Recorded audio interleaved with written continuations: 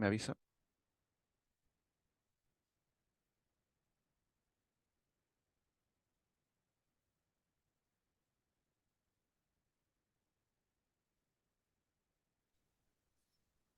Hola, buenas. Ahora sí. Bueno, queremos presentar a Ricky una vez más con el título de póster Nuevos límites de las texturas de la matriz de masa de neutrinos. Entonces, ahora sí puedes comenzar adelante. Ok, muchas gracias. Bueno, antes que todo, iniciar agradeciendo al comité, a los jurados y a las personas que oyen, ¿no? A que sea posible todo este evento. Bueno, en esta ocasión voy a presentar un avance que estuve realizando hace 2 semanas con mi asesor, que es de titulado Convención a nuevos límites de las texturas de la matriz de masa de los neutrinos, ¿no? En esta ocasión, primero, ¿no? En primeras instancias, vemos, ¿no? ¿Qué es la física de partículas o la física de altas energías, ¿no? Es uno de los temas más importantes e interesantes en las últimas décadas y en la actualidad en la física de neutrinos. Esta importancia, más que todo, se debe a que los neutrinos experimentan un fenómeno de interferencia cuántica, conocida como oscilación de neutrinos. Bueno, la masa no nula de los neutrinos nos conduce a este fenómeno, ¿no? En física de altas energías, las componentes fundamentales de la materia y sus interacciones están descritas por el modelo estándar de partículas, ¿no? Que muchos conocemos, lo cual los neutrinos están descritos dentro de este modelo, pero estos no poseen masa. Esto debido a la no existencia o no evidencia experimental de neutrinos de mano derecha o diestros, ¿no? Entonces, el estudio de este fenómeno de los neutrinos requería ir más allá de este modelo estándar. Y esto, a su vez, nos deja varias preguntas abiertas, ¿no? Que es la jerarquía de masas, eh, si son estables los neutrinos, cómo se generan las masas, ¿no? Cuáles son el momento magnético también los neutrinos, la naturaleza, si es de mayor anodalidad y posiblemente estudios de neutrinos estériles, ¿no? Y entre otras, ¿no? Pero en esta ocasión nos enfocaremos solamente en dos improntas. Entonces, bueno, también vamos a revisamos los mecanismos de generación de masas, tal como el mecanismo Seesaw, así como la importancia de la naturaleza majorana de los neutrinos y su implicancia en el fenómeno de oscilación estándar y no estándar. Por otro lado, se tendrá en cuenta este, los valores medidos de la fase delta CP por los experimentos del T2K y NOVA. Además, analizaremos la implicancia de esta en las matrices de masa, ¿no? Tanto para el experimento T2K, que nos dio una medida de delta CP de menos 0,6 por pi, con sus ciertos valores de incertidumbre, ¿no? Cerca, esto valor maximiza la violación CP, mientras que el experimento NOVA nos midió un valor de 0,82 pi con una variación de incertidumbres, con una cierta cantidad de incertidumbres que minimiza la violación CP, ¿no? Entonces, las medidas de una fase CP no nula, esto nos comprobaría, nos ratificaría la violación de la simetría CP en el fenómeno de oscilación de neutrinos y aportaría en la explicación de la simetría de materia y antimateria del universo, ¿no? Entonces, bueno, esta es una imagen que se puede ejemplificar, ¿no? Eh, en escala logarítmica, donde se evidencia, ¿no? Que los neutrinos eh, son mucho menores, no nulos, como se creía en el modelo estándar, pero siguen siendo objetos de estudio, ¿no? Entonces, el marco teórico para este caso nos vamos a enfocar en la matriz de mezcla Montecorro-Maki, Nakao y Sakata, o más conocido PMNS, de esta siguiente manera, ¿no? Donde la matriz eh, enfocan la multiplicación de tres matrices. Esta es la matriz solar, atmosférica, perdón, la matriz medio y la matriz solar, ¿no? Entonces, esto eh, se estudia dentro del concepto cuando estudiamos neutrinos de partículas de Dirac, ¿no? Donde su masa generaría mediante mecanismo de Higgs, es mismo que a los quarks y los leptones cargados en el modelo estándar. Sin embargo, la ausencia experimental de los neutrinos de mano derecha es lo que complicaría el asunto, ¿no? Entonces, aquí las masas de los neutrinos son semejantes al valor esperado en el vacío de Higgs, así como las masas de las demás fermiones, pero experimentalmente sabemos que son mucho más pequeñas a comparación de los demás partículas, ¿no? Sin embargo, estos no poseen carga eléctrica. Bueno, en esta parte eh, mostramos también la probabilidad de oscilación, en este caso para una oscilación de tres sabores en el vacío. Este caso lo puse como ejemplo para notar que la matriz está incluida dentro de esta probabilidad, ¿no? Y que esta probabilidad dependerá de los tres ángulos, ¿no? Los tres ángulos de mezcla, teta 1, 2, teta 2, 3 y teta 1, 3, las tres masas correspondientes a las tres neutrinos y la fase de violación delta Cp, ¿no? Esto, sin embargo, va a tener ausencia de la fase majorana. Por eso lo mencioné anteriormente, que al tener partículas sin carga, eh, entonces podemos nosotros incluir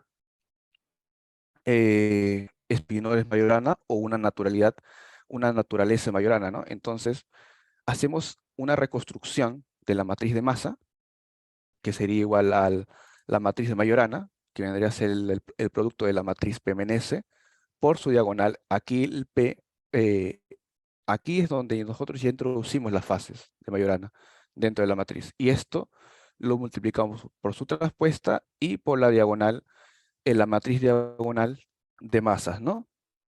Dándonos de esta manera una matriz de masas un poco más completas, que sería por tres componentes, ¿no? Con respecto a su electrón, electrón, muón, muón y tau, tau, ¿no? Y así correspondientemente con los demás componentes, ¿no?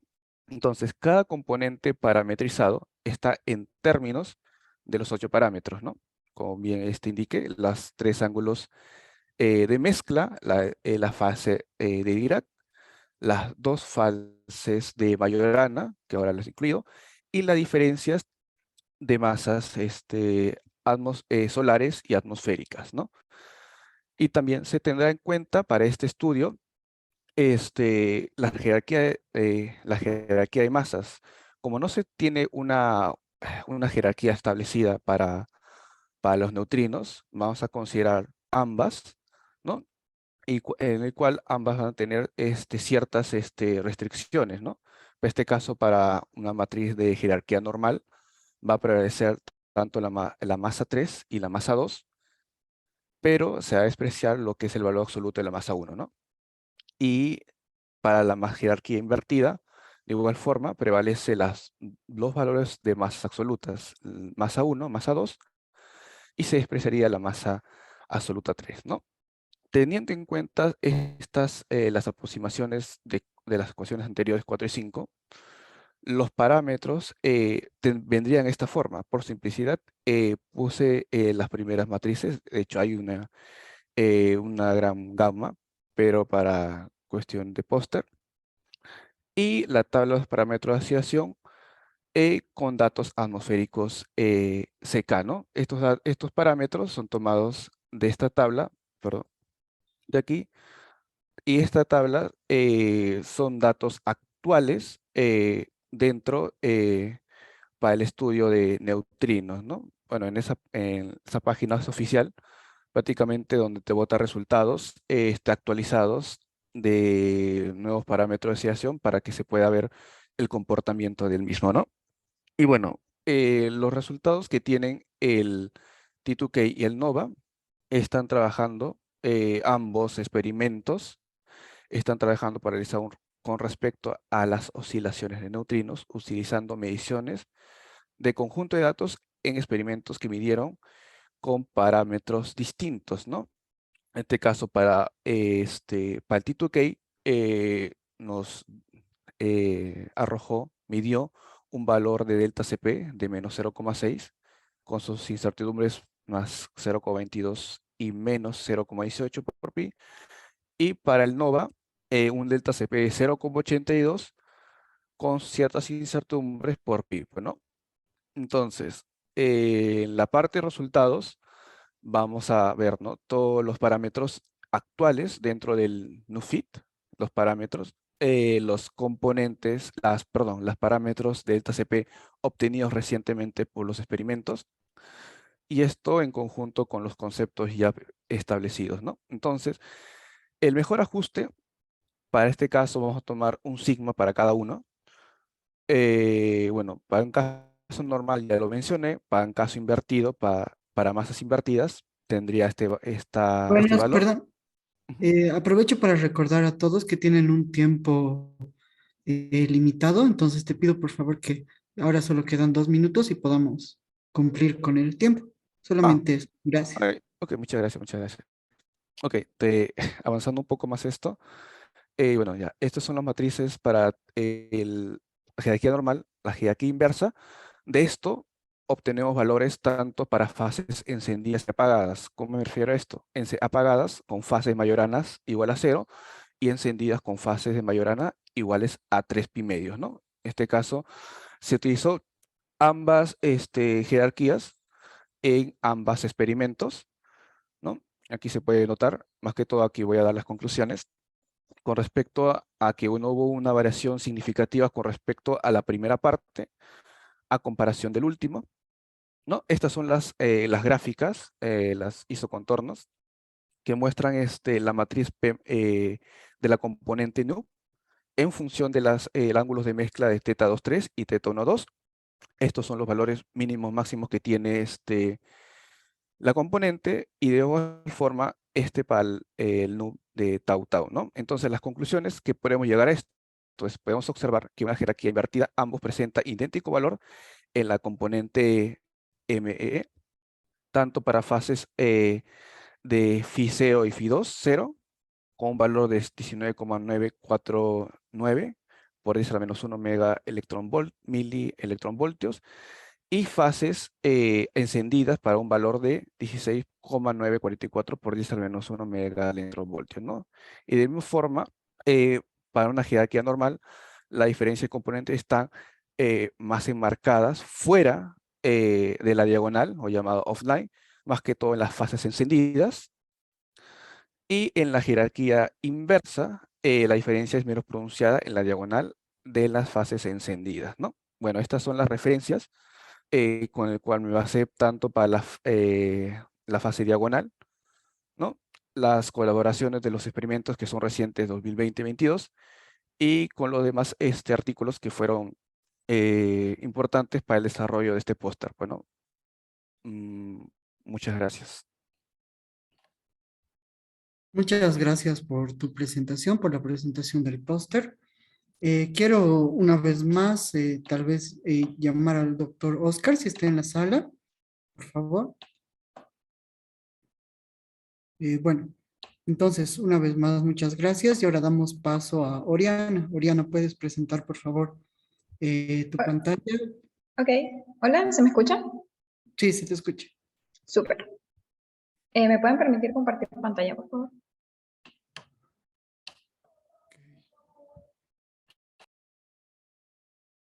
Ya está, Oriana. Sí, Súper, muchas gracias. Ok, entonces son 10 minutos, ¿no es cierto?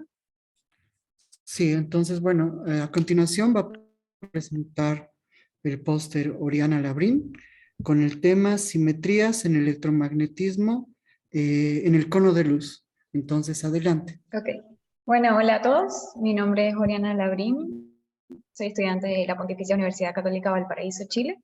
Y junto con mi profesor Hernani Olivera trabajamos en una investigación enfocada en las simetrías del electromagnetismo, especialmente en el cono de luz. Bueno, aquí está el póster. Recién me di cuenta que se podía hacer un poco de zoom, pero bueno, lo dividí en partes y así lo vamos analizando por partes. Primero, ¿cuál fue nuestra motivación? Nosotros queremos, bueno, principalmente estamos motivados por el teorema de Nader, porque sabemos que a una simetría continua le corresponde una carga conservada. Entonces, nosotros sabemos que el electromagnetismo es una teoría muy bien estudiada, conocida. Sabemos que tiene simetría abeliana 1, que simetría bajo transformaciones de Gauge, que la carga conservada es la carga eléctrica. Sin embargo, nosotros nos preguntamos, ¿qué pasa si nos vamos al límite? ¿Qué pasa si nos vamos al borde? ¿Qué pasa si tomamos el sistema de referencia de la partícula sin masa, es decir, de este haz luminoso, es decir, el sector radiativo del electromagnetismo? ¿Qué pasa si exploramos ahí? ¿Encontraríamos alguna simetría? Y la respuesta fue bastante impresionante. La cosa es que, bueno, para hacer esto usamos obviamente el formalismo hamiltoniano, ya que es un formalismo sistemático que nos permite obtener todas las simetrías en la mano. Entonces, bueno, con esa motivación nos metimos en la parte radiativa de la teoría, comenzamos definiendo nuestro espacio de Minkowski, todo plano, con coordenadas esféricas, perdón, y introducimos la representación del cono de luz haciendo un cambio en la coordenada temporal básicamente, introduciendo, si pueden ver, el tiempo avanzado o retardado, donde epsilon es un parámetro que nosotros podemos ajustar si queremos estar en espacio plano, coordenadas cartesianas, o queremos estar en esta representación del cono de luz. Si ven, si epsilon es 0, u es igual a t, tenemos el tiempo de siempre cartesiano, pero si epsilon es 1 o menos 1, ahí estamos en el tiempo avanzado o retardado de cono de luz. ¿Okay? Entonces definimos nuestro elemento de línea cuadrado, introducimos una notación que se conoce mucho para la dos esferas, que es esta que está acá, no sé si se puede ver el mouse, pero es ese de omega cuadrado. Y luego escribimos nuestra acción para pasar, obviamente, al formalismo hamiltoniano. Entonces, lo que nosotros obtenemos usualmente, sin introducir el cono de luz, es que el electromagnetismo aparecen dos vínculos. ¿Y vínculos qué son? Cuando uno define los momentos canónicos en el hamiltoniano, uno espera poder escribir los momentos en función del campo fundamental que uno está trabajando. En el electromagnetismo el campo fundamental es el potencial eléctrico. Entonces uno espera siempre poder escribir pi, que es nuestro momento conjugado, en función de la velocidad o de la derivada temporal de ese campo fundamental. ¿Qué pasa? Cuando uno estudia electromagnetismo usual, sin ninguna plano, sin coordenadas cartesianas, uno siempre puede invertir estas relaciones, excepto para el momento P respecto a la coordenada temporal, ¿ya? Porque aparece que pi es igual a 0, entonces uno no puede invertir y escribirlo en función de A. ¿Entienden? Entonces, eso, el formalismo hamiltoniano tiene un método que se llama método de Dirac, aunque le interesa, le puedo dar más referencias, el que dice que esto es un vínculo en la teoría que es muy importante y que los vínculos representan dos cosas. Una cosa es que pueden generar simetría y la otra cosa es que reducen grados de libertad. Entonces uno tiene que hacer unas operaciones matemáticas, ver un poco qué pasa, y ahí uno descubre si genera simetría o no. Entonces, ¿qué uno obtiene en el electromagnetismo? Obtiene dos vínculos, los dos generan simetrías y esa simetría es la simetría abeliana 1. Sin embargo, cuando introducimos esta foliación del cono de luz, nos dimos cuenta que aparece otro vínculo para pi en los ángulos. A corre entre 1 y 2, y esto vendría siendo como pi teta y pi phi de las coordenadas esféricas.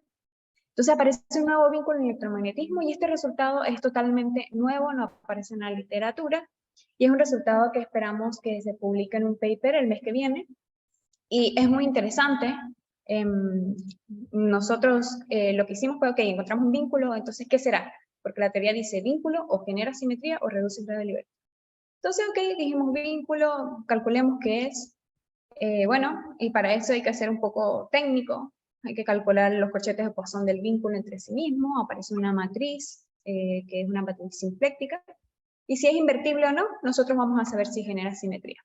La cosa es que encontramos que la matriz es invertible, es decir, no genera nada, fue un poco triste, pero después ya la teoría dice, ok, no te genera nada, pero si es una matriz modo cero, entonces esos modos ceros justamente corresponden a generadores de simetría. Entonces nosotros no nos rendimos y calculamos esos modos ceros y efectivamente aparecen, que son esta línea que está acá, espero que puedan ver el mouse, que dice 2 epsilon, tal y qué sé yo, derivada parcial de R, por el vector igual a 0. Y esto ya es interesante porque, bueno, aparece una derivada parcial de R igual a 0, es decir, que estos modos son R independientes. Esto, bueno, ya nos llamó la atención porque significa que, ¿qué significa? Tenemos un vínculo, ¿verdad? En la teoría. Cuando tomamos el límite R infinito, es decir, nos vamos al borde, el vínculo que solo reduce grados de libertad desaparece y que nos quedan estos modos cero. Nos queda que en el borde hay un generador de simetría. Entonces tenemos un generador de simetría en el borde de radiación, de esta parte que estamos considerando. Entonces sería como una simetría asintótica. Efectivamente, encontramos una simetría asintótica en esta parte del electromagnetismo. Y bueno, eso tiene unas implicancias que voy a decir en los últimos minutos que me quedan. Pero bueno, siguiendo con lo que hicimos, encontramos esta simetría y ahora nosotros queremos ver, ok, tenemos simetrías, pero ¿cómo transforman los campos bajo esta simetría? ¿Cuál es la carga conservada?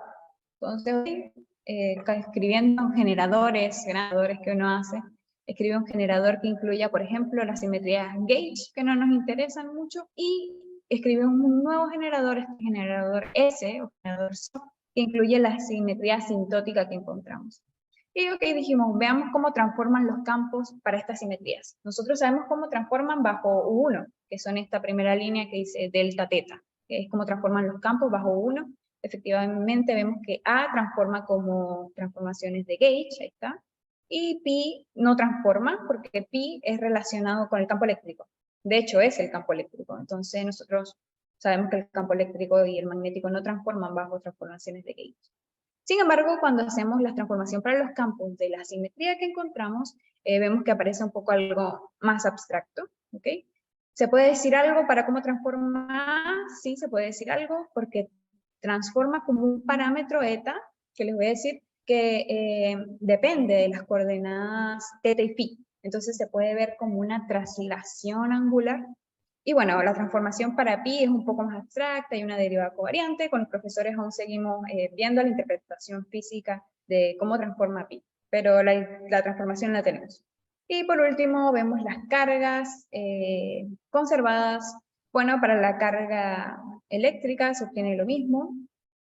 Bueno, para decir algo, porque tengo 2 minutos más, uno si quiere encontrar las cargas conservadas en este formalismo, uno escribe el generador que ya tenía como un supergenerador. Es decir, escribe un supergenerador, GQ, SQ, que tenga tu generador de siempre, más un término de borde. Lo interesante es que cuando uno hace que este supergenerador sea diferenciable, es decir, es lo mismo que decir que el corchete de Poisson esté bien definido en la teoría, el término de borde que te va a hacer diferenciable este supergenerador, esto es un método que es bien conocido, este término de borde justo corresponde a la carga conservada de la teoría. Entonces nosotros hicimos diferenciable este operador, este generador, y encontramos que los términos de borde eran precisamente, se puede ver acá, la carga eléctrica, que este es como un Gauss integral, y la carga esta soft o esta carga asintótica. Los profesores le dieron la interpretación, me lavo las manos un poco, de que esto se parecía mucho a una supertraslación que aparece en una supertraslación angular que aparece en gravedad. Yo no meto mucho la cuchara allá, no sé mucho de gravedad.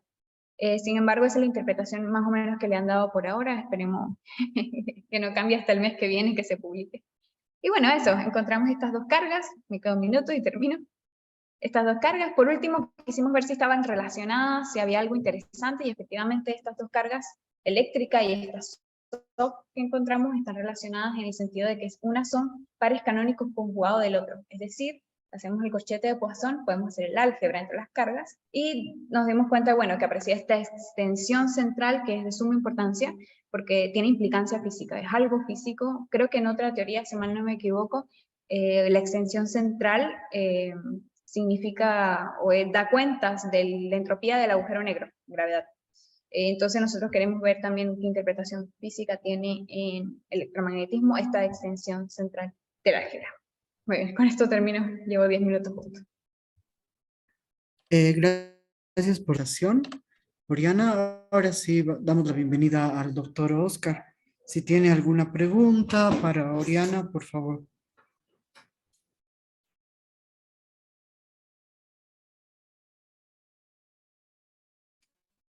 Está desactivado su micrófono. ¿Me escuchan ahí? Sí, ahora sí. Sí, ahora sí. ¿Cómo está? Buenos días, Oriana. Gracias Hola. por la presentación, bastante interesante. Una pregunta bastante sencilla en realidad. Estas cargas que tenemos aquí, ¿sí? Se conservan asintóticamente. O sea, uno de los problemas en relatividad general es definir este tipo de cargas. Sí. Sin ir a las cargas, la masa, que es la más sencilla, digamos así. Hay uno de unos problemas, y el problema es que generalmente la masa está localizada. Sí. O sea, se quiere que esté localizada, pero las definiciones de masa generalmente son globales. Entonces, Exacto. encontrar una definición de masa localizada todavía es un problema abierto. Hay algunas que se acercan mucho, pero no cumplen todas las propiedades. En el caso de las cargas es bastante parecido. ¿Sí? No es exactamente lo mismo porque ahí hay unos campos extra, Ujú. pero la pregunta va un poco por ahí. Ok. De lo que entiendo al menos, este trabajo trata un poco de tocar ese problema de las cargas en el electromagnetismo. Entonces mi pregunta es hasta qué punto han llegado, o sea, qué propiedades de estas cargas locales, no globales, Ujú. satisfacen estas definiciones.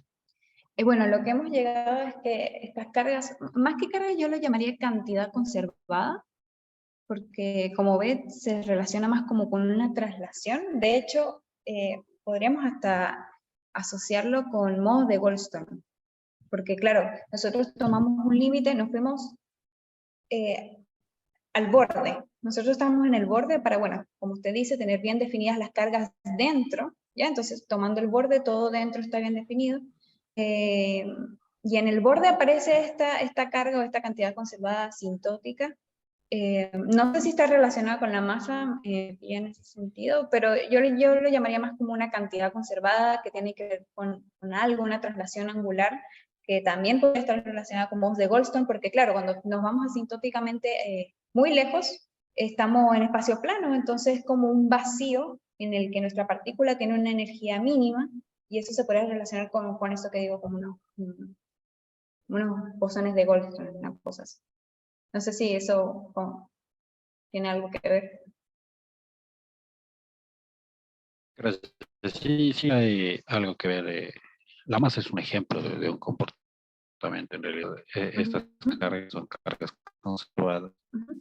tienen que ver con eso, ¿no? Es que es una carga conservada, hay un teorema detrás y todo eso. Claro, Pero sí. definir las cargas estas, sí, como por ejemplo esta carga abeliana y Sí, todo eso, es todo un trabajo en sí sí, mismo, ¿no? sí, Así sí. que felicitaciones y eso era todo. Muy bien. Gracias. Bueno, otra vez muchas gracias, Oriana, por la presentación. ¿A ustedes? Ahora voy a pedir, por favor, a Juan Manuel Díaz que pueda presentar. Hola, Con su ¿se me póster. escucha? Bueno, sí, se te escucha bien. Genial. Pues primero te pido que compartas, por favor, la pantalla y para poder presentarte. ¿Puedo? Sí.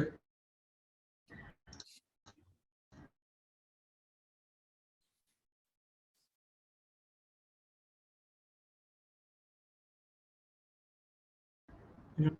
Avísame cuando se vea. Ok, todavía está ¿Se cargando. ve? Ok. Ok, ahora sí se ve. ¿Se ve? Bien, empiezo nomás entonces. Eh, sí, bueno, entonces ahora estamos con Juan Manuel Díaz, que nos va a presentar exploraciones analíticas y numéricas de las desigualdades de Bekenstein en electrodinámica no lineal. Entonces puedes comenzar. Bien. Bueno, como dijo, soy Juan Manuel Díaz, soy alumno de la Facultad de Matemática, Astronomía y Física y Computación de Córdoba, en Argentina, y junto con Marcelo Rubio estamos trabajando en lo que sería mi trabajo final de tesis de licenciatura en justamente esto, desigualdad de Bekenstein en electrodinámica no lineal. Básicamente la idea principal del trabajo es testear teorías electromagnéticas no lineales de diferentes formas, ¿no? Lo que vendría a ser una teoría electromagnética no lineal es una teoría electromagnética, o sea, que se siguen cumpliendo las leyes de Maxwell, pero que tienen correcciones de mayor orden en los invariantes F y G, los invariantes electromagnéticos, que aparecen en la ecuación 1 acá, tienen correcciones de mayor orden de esos invariantes en el lagrangiano. Y por lo tanto se pierde esa no linealidad que caracteriza a Maxwell. Es interesante estudiar estas teorías porque aparecen en muchas áreas de la física. Por ejemplo, electrodinámica no lineal, óptica no lineal, astrofísica, cosmología. En particular hay una muy famosa que es la primera de todas estas teorías, que es la de Born-Infeld, que la publicaron en el 34 y que surge para evitar la singularidad en el campo eléctrico de una carga puntual, y ahora tiene muchas relaciones con la teoría de cuerdas. Entonces, como dije, nosotros queremos buscar testear teorías no lineales, y para eso nos basamos en ciertas desigualdades que fueron postuladas por Bekenstein en el contexto de la termodinámica de agujeros negros en el 81, y que se conjetura tienen validez universal, por eso es interesante usarlas. Si bien se publicaron en ese contexto de termodinámica de agujeros negros, como que pasaron ese marco que fueron postuladas y llegaron a áreas como el electromagnetismo, por eso las aplicamos acá. Y lo que hacen esta desigualdad es relacionarnos diferentes parámetros del sistema a partir de, bueno, algunas ecuaciones. Acá en la ecuación 2 y 3 podemos ver, generalmente estos parámetros de la ecuación son, por ejemplo, energía, momento angular y la carga. Acá en las ecuaciones 2 y 3 vemos las definiciones para electromagnética no lineal generales para esas dos cantidades últimas que nombré. El L sub F y L sub G que aparecen ahí son las derivadas del lagrangiano con respecto a los invariantes que están definidos en 1. En la ecuación 4 ya se ve la desigualdad completa, la generalizada de electromagnetismo, y el R que aparece ahí es una medida del tamaño del sistema que está definido como el radio de la esfera más pequeña que lo contiene. Estas desigualdades ya fueron probadas por Dain en electromagnetismo, y fueron probadas en Born-Infeld, esa que había mencionado, para simetría esférica. Nosotros las queremos probar en principio, las quisimos probar en principio en una teoría que se llama MONMAX, es una teoría electrodinámica no lineal, es bastante reciente, es del 2020, y es de particular interés esta teoría porque es la única extensión no lineal de electromagnetismo que mantiene la simetría de Maxwell, que serían la invariancia conforme y la invariancia ante rotaciones duales.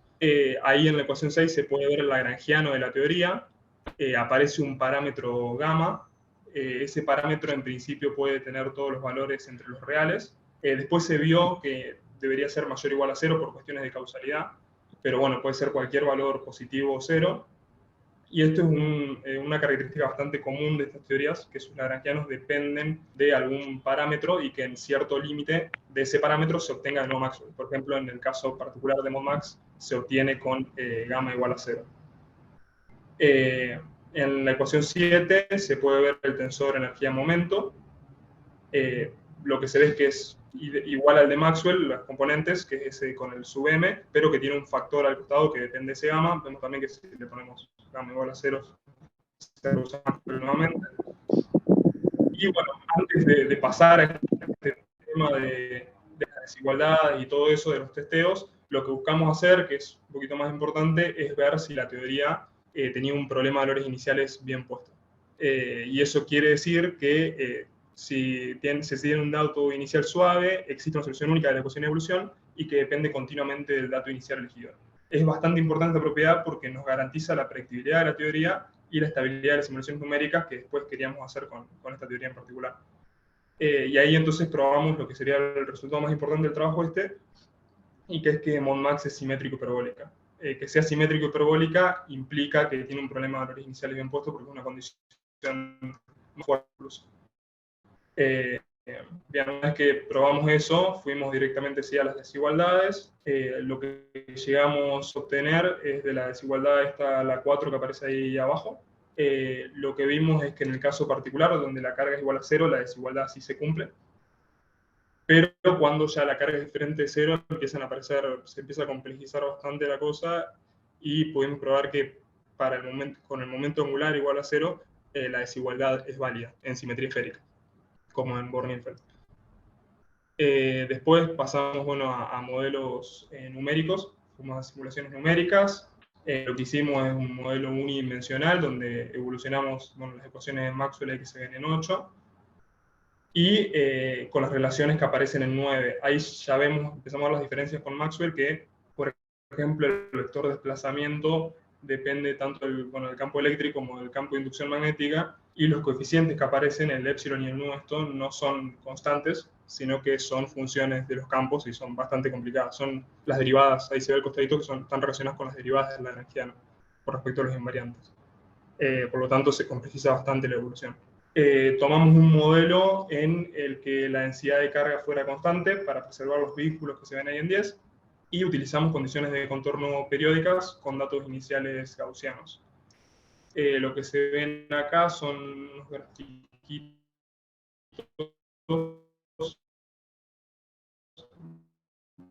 de las diferentes, bueno, de la componente X del vector de los tres tiempos y para diferentes gamas. Recordemos que si el gamma es igual a 0, entonces se recuperaba Maxwell, por lo tanto la solución esta que está en violetita es la correspondiente a Maxwell, después como que se va haciendo cada vez más fea, y aumentar el gamma vendría a ser como prender la no linealidad, o sea, como aumentar esa no linealidad. Después, en el último grafiquito que se ve ahí, esta es una comprobación numérica de la desigualdad probada analíticamente. Si el cociente ese que tenemos ahí, que es E por R, o sea, la energía por el radio este característico sobre el momento angular, si es mayor que 1, este cociente se está probando que es correcta la desigualdad numéricamente. En nuestro caso da, lo que sí nos dio un poquito de miedo al principio, es que el cociente va disminuyendo con el gamma, a medida que sube el gamma, pero pareciera que va bajando cada vez menos y lo que pensamos es que tiene algún valor asintótico. Pero para esto, lo que debemos hacer es aumentar el rango de gammas posibles y eso se nos complicó bastante, porque ya no podemos usar el método que estamos usando. Nosotros estamos usando un RunGQ de orden 4 para la evolución temporal, pero empiezan a aparecer con gammas más grandes, por la no linealidad del sistema, empiezan a aparecer ondas de choque, y esas ondas de choque tienen que ser tratadas con un método numérico de captura de choques. Y eso es lo que estamos trabajando ahora para poder aumentar este valor de gamma. Por último, como algunas conclusiones del trabajo de lo que hicimos, se demostró que ModMax es una teoría bien puesta, o sea que es simétrico hiperbólica, que eso era lo más importante de todo. Se probó la desigualdad 4 en dos casos particulares, con la carga igual a 0 y con el momento angular igual a 0 para simetría esférica. Se realizaron simulaciones numéricas de la teoría por un modelo simple unidimensional. Habíamos hecho antes sin carga, sin materia, ahora lo hicimos con la densidad esta que le pusimos constante también. Lo que buscamos hacer ahora es justamente simulaciones para mayores gamma con modelos de choque, para poder estudiar las propiedades estas con un mayor rango del parámetro, y lo que me interesaba en particular a mí era acotar el valor de este gamma que está ahí, que está jodiendo, porque, bueno, para no analizar un rango de valores tan enorme, la idea era con algunos test cosmológicos que habíamos encontrado, poder acotar este valor del gamma para no tener que tratar con tantos valores. Y eso es todo. Gracias, Juan Manuel, por la presentación de tu póster. Otra vez pedimos al doctor Oscar si tiene alguna pregunta, por favor. Buenas, Juanma. Felicitaciones por la exposición, fue interesante. Dos preguntas rápidas. La primera, ¿sabes cuáles son los efectos físicos de la no linealidad? O sea, por ejemplo, el principio de superposición cumple, no cumple, ¿qué hace la presencia de la no linealidad? Hola. Hola, sí. Sí, no se escuchó nada, perdón, no sé, creo que ya. se me trabó un poco a mí Ya, sí, la pregunta era dos. La primera, ¿qué pasa con las no linealidades? O sea, ¿en qué afectan físicamente? El principio de superposición, por físicamente. ejemplo, sí, se cumple, no se cumple. Y la segunda, bueno, tiene que ver con las desigualdades que ustedes han demostrado. Entiendo que, o sea, el objetivo de estas desigualdades aparte de acotar la masa, el momento y todo eso, es crear una especie de formalismo en teoremas para demostrar de la manera más general posible que estas desigualdades se satisfacen. Entonces, mi pregunta es, ¿han demostrado una nueva desigualdad o están demostrando que esto se satisface? O sea, una desigualdad que ya estaba, que ya se la demostró en una teoría en particular. Claro, eso es segundo que dijiste. O sea, estas desigualdades son las generalizadas de Bekenstein. O sea, Bekenstein la postula para agujeros negros, todo esto se genera para electrodinámica, digamos, la probó Dain, y en Born-Infeld, que era el conocido ese que yo dije. O sea, esto sería probarlas en un caso, en una teoría particular. Sería. O sea, lo segundo que dijiste. Ya, un poco comprobarlas, ¿no? Porque demostradas ya han Claro, sido comprobarla, demostradas sí. Como ya la analíticamente. cumplen claro, como ya la cumplen un montón de sistemas que son razonables, digamos, que son lindos, entonces estaba bueno ver si la cumplía o no este también. Como una especie de testeo nada más. O sea, no implica nada, no es excluyente, no es que si no las cumple las desigualdades es malísima la teoría, no es así, pero está bueno verlo, digamos. Es como una especie de Ya, test. Es más importante lo de la simetría hiperbólica, simetría hiperbólica que lo otro.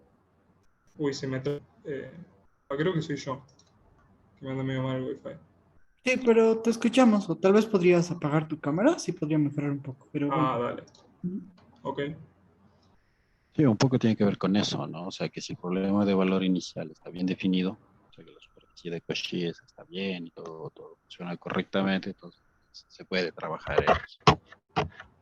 En ese sentido, una de las maneras de demostrar esto es utilizando flujos geométricos, ya que es un poco más arriba, ¿no? En realidad, ve cómo estas ecuaciones, un flujo geométrico es parabólico, por ejemplo, y con eso se asegura que exista solución del problema, que esté bien puesto. Pero, claro, esto es en 4 dimensiones, ¿no es cierto? Claro, sí. En principio sí. El modelo que usamos era unidimensional, pero sí. En 4 dimensiones. Estas desigualdades, ¿en qué dimensiones se satisfacen? No, es totalmente general, o sea, es en 4 dimensiones. Ah, pero, o sea, la pregunta es, ¿se satisfacen en otras dimensiones? ¿En 3, en 2, por ejemplo, en 5?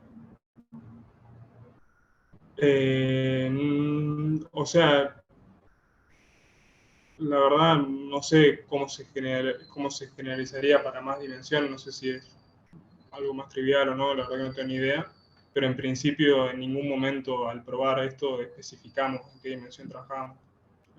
O sea, fue todo, lo hicimos más por arriba porque al final resultó más fácil, a partir de algunos teoremas que encontramos, probar la simetría hiperbólica que la hiperbolicidad.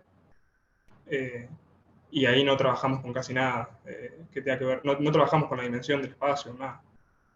O sea, así que yo supongo que sí, porque no tocamos eso.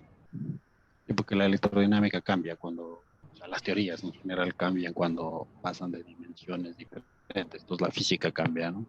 Ok, Está eso es bien, o todo. sea, no sabría decirte porque si esos teoremas son únicamente válidos para la dimensión que nosotros usamos, entonces no, pero si son válidos para muchas dimensiones, entonces sí. Por eso no sé si esos teoremas siguen siendo válidos para otra dimensión, eso no lo sé.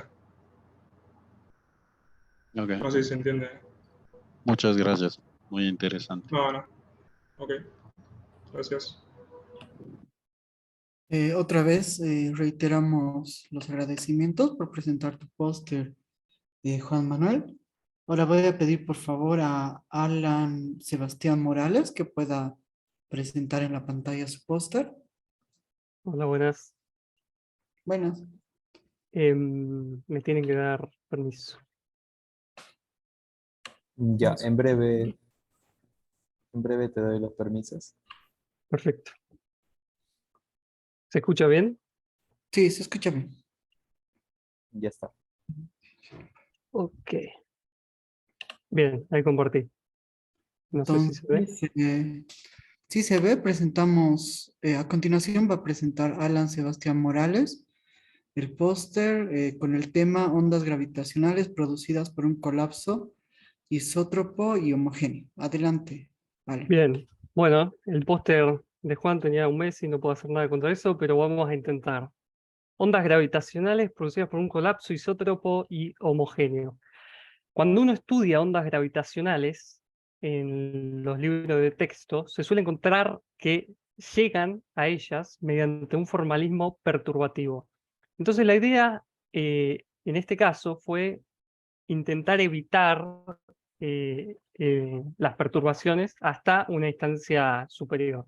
Cuando haya que aproximamos, por principio evitémoslo. Y aplicado a un caso de interés que fue el colapso, ¿no?, de un cuerpo celeste. Entonces, lo primero que hay que hacer, obviamente, es encontrar las ecuaciones de onda.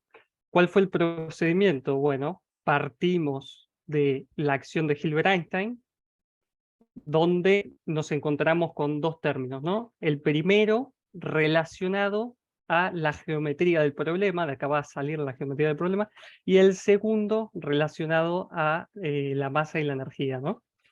Entonces, a partir de acá se hace el principio de mínima acción, variamos la acción, la igualamos a cero y nos encontramos con un término interesante, que es este que aparece acá, el segundo, que es el término de borde.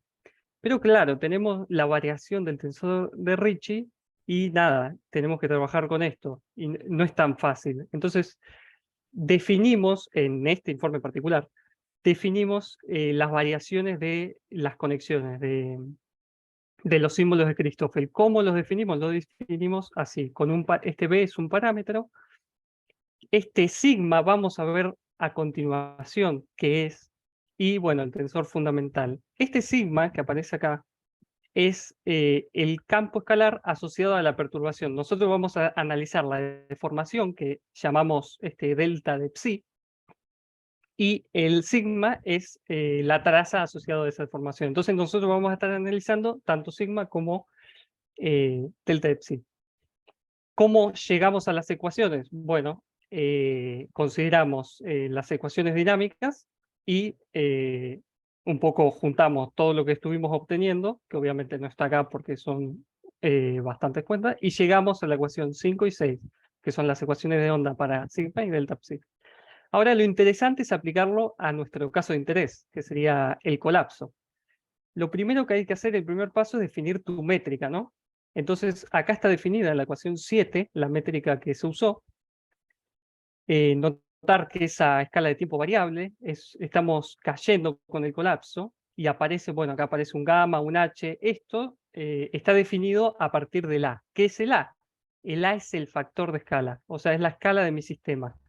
Acá hice una representación, que no está a escala, nada, simplemente es para observar el fenómeno, donde partís de un cuerpo celeste y al colapsar, notar que tiende, obviamente se va achicando, ¿no? Por eso es negativo, la exponencial, y tiende a A0 sobre 2. Es decir, que no es necesario que tienda a una singularidad o algo por el estilo, ¿no?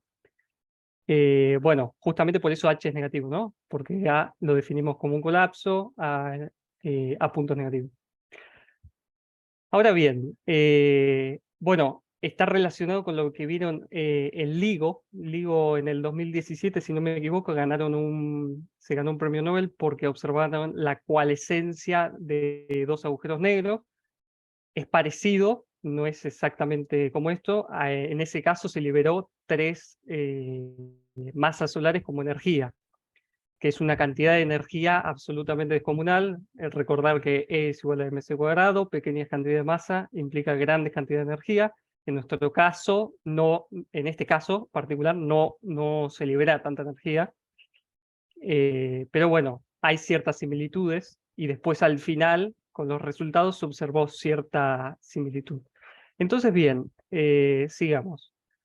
Una vez que planteamos nuestra métrica, etcétera, etcétera, podemos llegar mediante el desarrollo de Fourier, sumamos sobre las polarizaciones, que ahora voy a hablar un poco de eso, y llegamos a la ecuación 10.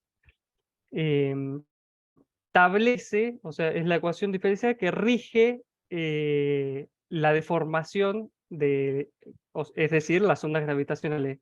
Falta la de sigma, que obviamente no la puse, es parecida a esta ecuación, pero no la puse para ahorrar espacio, pero es muy parecido y el procedimiento para llegar es idéntico. Ahora bien, hablando de polarización, cuando lo que dije, ¿no? Cuando se agarra un libro de texto, se encuentra uno con la linearización de las ecuaciones de Einstein y se llega a la ecuación de onda gravitacional, que es la ecuación 11. Si uno lo considera en el vacío, es un poco más amigable, que es la ecuación 12, y aparece el gauge TT. TT es de transverse traceless o transversal de traza nula, donde se encuentra con una polarización ortogonal, o sea, en el plano ortogonal a la dirección de propagación. Y se ven dos polarizaciones principalmente, que es la polarización más, que es esta que está acá arriba, porque forma como un más, y la polarización cruz. Estas dos las consideramos nosotros, y además quisimos considerar una que es la de briefing por respiración, porque es como que está respirando, se achica, se expande y se contrae. Y bueno, acá se puede ver el fenómeno sobre un anillo de masas puntuales simplemente para observarlo, ¿no? Entonces, consideramos estas tres polarizaciones. Ahora bien, ¿qué es lo que se observó? Obviamente esta ecuación ya se ve que tiene un aspecto horrible, es imposible resolverla a mano, uno tiene que recurrir a métodos numéricos. Yo usé Maple para resolverlas, o para hacer una aproximación. Lo que se observó fue, uno de los tantos gráficos que se obtuvo, es algo así, ¿no? Donde lo que sería la onda gravitacional está representada de color azul, la roja es la sigma, la traza, la interesante es la azul, que bueno, si uno se anima a buscar por internet lo que vieron, lo que registraron en LIGO, va a observar algo parecido a esto, ¿no? Obviamente tiene sus diferencias porque son fenómenos completamente distintos. También se puede observar que el máximo se alcanza en t igual a 0, y que, bueno, en principio tiende a 0, que es lo que uno esperaría, ¿no? Bien, hasta ahí. Muchas gracias. Muchas gracias, Alan, por tu presentación. Doctor Oscar, ¿podría hacer las preguntas, por favor? Sí, gracias Alan por la Por presentación nada. nuevamente. Igual tengo un par de preguntas. Esa métrica que ustedes utilizan, Sí, el H se entiende que es a punto sobre A, ¿no es cierto? sí, sí, sí, sí. ¿El gamma qué es exactamente? Sí, bien la pregunta. No está incluido en el póster, pero también se relaciona con H. Fue elegido en función de A, ¿no? Más a ojo, por ahí H sí se ve claramente que es, pero gamma es una combinación un poco rara, que era para que den más amigables las cuentas. En principio es un parámetro de Y A control, ¿no? tiene que ver con el parámetro de Hubble. Sí, yo no soy experto en el tema, pero mi profesor, que se trabaja un poco más, me habló un poco al respecto, pero yo no controlo de eso, pero sí, No, porque, o sea, cuando él uno trabaja en inflación. calcula este tipo de cosas, ¿sí? El espectro, si queremos de alguna manera, o lo que observan los del LIGO, puede utilizar estas técnicas para cualquier tipo de métrica. Ujú, Puede ser agujeros negros, agujeros de gusano, colapso de agujeros negros. sí, sí, Y ahí es donde está está la parte complicada, ¿no? Que detectarse experimentalmente. exactamente, Entonces, sí. y la otra cuestión es por qué o cuál es el objetivo de esto. O sea, ustedes quieren encontrar un patrón del colapso de la mujer. Entonces, si midieran eso, supongamos que ustedes hacen el cálculo numérico, les sale este grafiquito que ustedes mostraron, y supongamos que el LIGO mide eso, sale exactamente eso.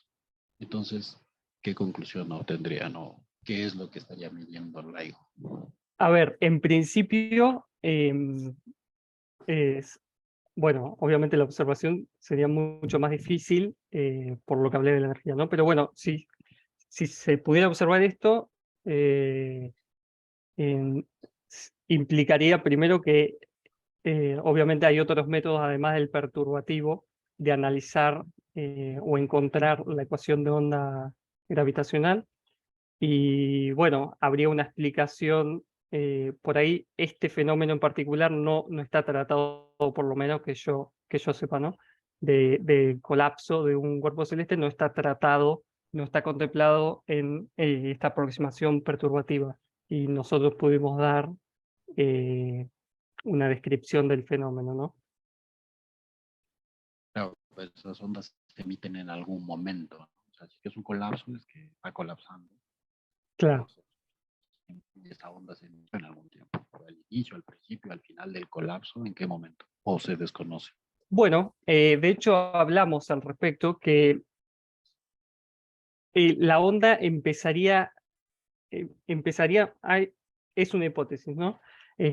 Podría empezar a radiar justo durante el colapso y bueno, obviamente tiene un máximo que no lo analizamos, eh, emitiría hasta que llega a su tamaño final. Pero nosotros creemos que desde el comienzo del colapso ya estaría emitiendo, e incluso hablamos de que podría estar emitiendo antes, y eso es lo que causa el colapso, pero eso ya no estoy muy seguro.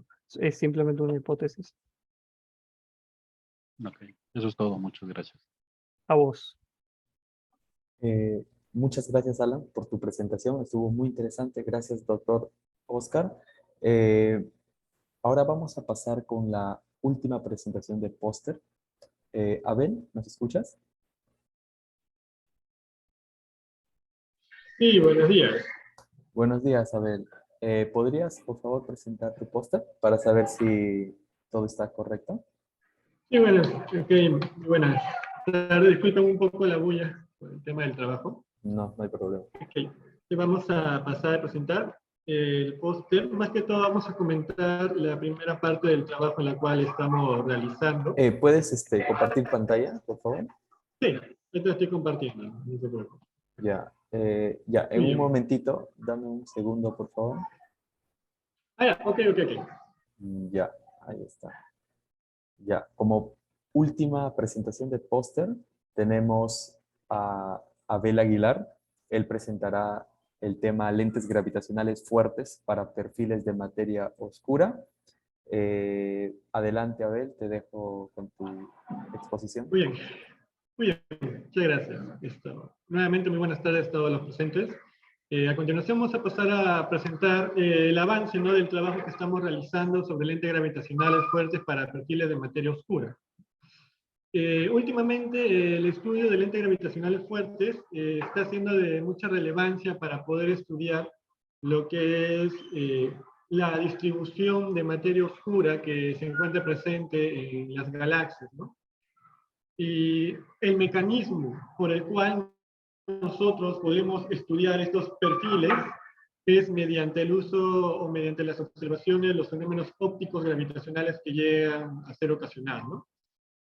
Como una breve introducción, sabemos que una lente gravitacional por lo general está conformado por un cuerpo masivo, el cual por acción gravitatoria hace que la trayectoria de la luz se desvíe, haciendo que aparezcan, digamos, ciertas interferencias al momento de querer observar una fuente. Entonces, lo que nosotros vamos a encontrar acá es una propuesta de un perfil BM, o mejor dicho, de materia oscura ligada, ya que se ha encontrado una característica muy peculiar de que dentro de las galaxias está dividida básicamente en dos regiones, en donde la materia oscura presente ahí llega a tener un comportamiento de altas energías, o mejor dicho, llega a tener un comportamiento de materia oscura caliente en la parte central, y en los extremos presenta un comportamiento de materia oscura fría. Entonces, para poder explicar este perfil, por lo general esto se hace una comparación con perfiles que ya se han utilizado anteriormente, como podría ser el perfil de Navarro y White. Y para poder ver que la propuesta del nuevo perfil que estamos utilizando de BDM sea correcto, nosotros buscamos ver que los resultados obtenidos sean alineados de acuerdo a los resultados ya obtenidos por los estudios de Navarro, ¿no? Navarro, Frankenwein. Ahora, entonces, ¿qué fenómenos ópticos o qué parámetros nosotros vamos a buscar para poder calcular esto? ¿Qué fenómenos nosotros, perdón, qué parámetros vamos a ver nosotros? Los parámetros que vamos a ver son la distribución de masa. ¿Cómo está distribuida la masa en nuestra superficie de la lente gravitacional? Vamos a ver también lo que es el factor de convergencia, el potencial de la lente y el ángulo de deflexión. Acá mencionando, para tener una idea, más o menos, el perfil de Navarro, su perfil de densidad de materia, de distribución de materia, está dado por la ecuación número 1, en donde se tiene una densidad y se tienen los parámetros de RS y de R, donde vendrían a ser básicamente el radio, ¿no? El radio en la cual se evalúa la distribución de la materia.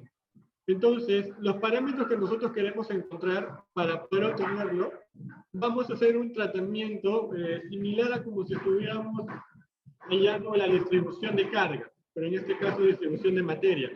En donde vamos a tener acá la distribución de materia de la lente, que va a estar ligada al factor de convergencia. Básicamente va a ser lo mismo, simplemente multiplicado por una distribución crítica o un valor crítico. Y luego, obteniendo el factor de convergencia, vamos a calcular lo que vendría a ser el ángulo de deflexión, el ángulo con el cual se desvía al momento de llegar a la luz. Y por último, el potencial. Entonces, en base a esto, son los cálculos que vamos a realizar con el modelo BDM, para luego hacer una comparación de los datos obtenidos de manera analítica con lo que vendría a ser lo que ya Navarro había utilizado. Entonces, para esto, lo que nosotros vamos a utilizar es el perfil, que está aquí a continuación, el perfil BDM, en donde, si se dan cuenta, vamos a tener acá dos factores, el RC y el RS, donde uno va a ser un radio de escala estándar y el otro va a ser el radio del núcleo, la galaxia que se va a estar estudiando. Entonces, al momento de calcular y graficar, lo que nosotros vamos a obtener son las siguientes evidencias, ¿no? La primera, que el factor de convergencia, tanto para Navarro como para el modelo BDM, llega a un punto en el cual las gráficas llegan a converger, de tal manera que nos indica que nuestro modelo de distribución de materia BDM da resultados óptimos. De igual manera, se llega a obtener con lo que es el valor del potencial de la lente. Vemos ahí que el desfase no es demasiado, lo cual indica que los resultados obtenidos entran como propuesta para un perfil de distribución de materia oscura. Y de igual manera ocurre con lo que sería los resultados obtenidos para nuestro ángulo de deflexión. Ahora, lo que hay que tener en cuenta es lo siguiente. A diferencia, ¿no? A diferencia de lo que habíamos visto en el perfil de Navarro, en donde solamente tenía el radio de la lente y el radio de escala típica, que está acá, para el perfil BDM, que es el que se ha estudiado, ahí aparece también lo que es el radio del núcleo, donde se va a cumplir la siguiente característica, ¿no? De que el RS va a ser mayor que el RC. ¿Esto qué es lo que nos indica? Nos indica que al momento de estudiar la distribución de materia, vamos a tener regiones en las cuales vamos a tener que evaluar y dar forma a las expresiones matemáticas obtenidas, ¿no? Como todavía aún está en desarrollo este trabajo, las fórmulas no las he podido colocar en el póster por recomendación, ¿no?, del asesor con quien estoy trabajando, pero acá, más o menos para que se pueda tener una idea, al momento de evaluar la forma de la distribución de materia, vemos que se van a obtener 5 regiones en las cuales se va a tener que evaluar. Y justamente esas 5 regiones son las que me van a dar el comportamiento tanto de la convergencia como el potencial de la lente y como el ángulo de deflexión para el modelo BDM, que es el que se está estudiando. Entonces, una vez que ya hemos hecho estos cálculos de poder encontrar las expresiones y ver que nuestro perfil BDM se ajusta al perfil de Navarro, ya nos permite hacer esto más trabajo, como por ejemplo el poder calcular la magnitud de distorsión y lo que sería la deformación que va a tener la fuente. Entonces, de esta manera, nosotros vamos a poder hacer un estudio más completo de la distribución de energía, de la distribución de materia oscura que se estaría viendo, ¿no? De esta manera, lo que ahora estamos realizando en el trabajo es poder realizar una imagen sintética. De acuerdo a las ecuaciones obtenidas, realizar una imagen sintética para luego compararla con las observaciones que tenemos, ¿no? Y poder identificar cuáles de estas fuentes observadas se llega a alinear con el perfil de BDM, que es lo que se está estudiando, ¿no? Y básicamente eso es lo que he querido presentar, ¿no?, el avance del trabajo que estamos realizando y que esperamos ya tal vez en otra oportunidad poder presentarlo ya un poquito más completo con la parte de las simulaciones, ¿no?, las imágenes sintéticas, para poder tener una comparación con lo que se puede observar. Muchas gracias, Abel, por tu presentación. Doctor Lazo, ¿podría hacer las preguntas, por favor? Sí, muchas gracias, muy bien, Abel. Quería un par de aclaraciones. La primera es, ¿en qué parte se asume que los lentes son fuertes? En el título dice son lentes fuertes. Ah, ok. Hay un campo, alguna cosa que los hace fuertes, ¿no? Sí, sí. ¿Por qué estamos utilizando lo que es un acoplamiento fuerte? Por la distorsión que llegan a generar. Al ser esto una interacción fuerte, las imágenes llegan a ser distorsionadas, y ahorita se me acaba de ir la palabra, llegan también a ser magnificadas. En algunos casos, las imágenes, al momento de reemplazar las ecuaciones obtenidas dentro de la ecuación de la lente gravitacional, ahí se genera lo que son los famosos anillos de Einstein. Entonces, lo que se está viendo justamente es de que estas distorsiones que se van a generar son muy notorias. A eso es lo que más que todo se refiere con una interacción gravitacional fuerte, teniendo en cuenta perfil de distribución de materia oscura. Ok, pero eso en últimas aparece en el RO, ¿no? O debería aparecer en el RO. ¿Cómo? Disculpe, no lo escuché muy bien. Pero eso en últimas debería aparecer en el RO. Claro, claro. Una vez que nosotros encontramos acá el ángulo de deflexión, eso de ahí nosotros después lo utilizamos en la ecuación de la lente para ver si es que la fuente con el ángulo de la fuente del observador y la fuente, perdón, si están alineados, se llega a generar lo que vendrían a ser los famosos anillos de Einstein, ¿no?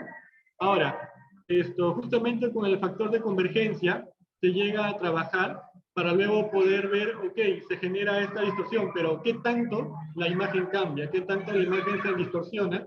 ¿O qué tanto la imagen se magnifica? O en caso contrario se llega a contraer. Eso es lo que ya estamos haciendo ahora, en estos momentos. Tratar de calcular esos valores de la magnificación y de la distorsión para luego poder ya generar lo que serían las imágenes sintéticas y ver cómo es que, qué tanto la imagen se llega a deformar, qué tanto la imagen se llega a maximizar o qué tanto la imagen se llega a contraer. Ok. Y la última cosa con respecto a las gráficas que está presentando, ¿qué es lo que nos indican? O sea, por ejemplo, en la que dice Lens Potential, el, el azul con el rojo se llegan a unir un poquito en la parte de arriba. Sí. ¿Eso qué significa? Ok, esto, bueno, si no lo llegué a explicar, sin disculpas. Acá lo que nos está diciendo la lente, el gráfico es que conforme se va viendo la distancia del radio, la gráfica del potencial va a comenzar a tener esta pequeña curva, en la cual se va a presentar la magnitud con la cual esta se presenta. Justamente el gráfico rojo es el modelo o es la gráfica o los resultados que se llegan a obtener con el modelo de Navarro. Entonces, básicamente como el modelo de Navarro se utiliza como un estándar, el modelo de EDM, al momento de tener los resultados y graficarlo, vemos de que si bien comienzan con un pequeño desfase, la forma del potencial llega a acercarse al modelo de Navarro, haciendo que, digamos, la propuesta del perfil que estamos dando sea aceptable. Ahora, algo que no lo llegué a mencionar, se me pasó en la parte final, ¿no?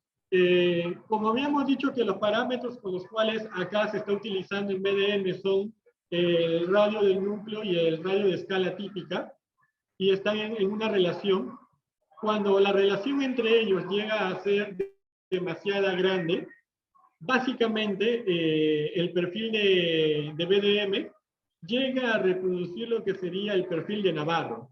Justamente cuando hemos estado haciendo el trabajo, hemos estado jugando con esos valores para poder ver cómo las gráficas se comportan, en qué momento las gráficas tal vez divergen o convergen. Y conforme hemos estado subiendo los valores de escala, hemos encontrado, ¿no?, que la gráfica del BDM se llega a pegar aún más al modelo de Navarro. Es como quien dice, ¿no?, a proporciones grandes, el modelo de BDM se llega a reducir al modelo de Navarro.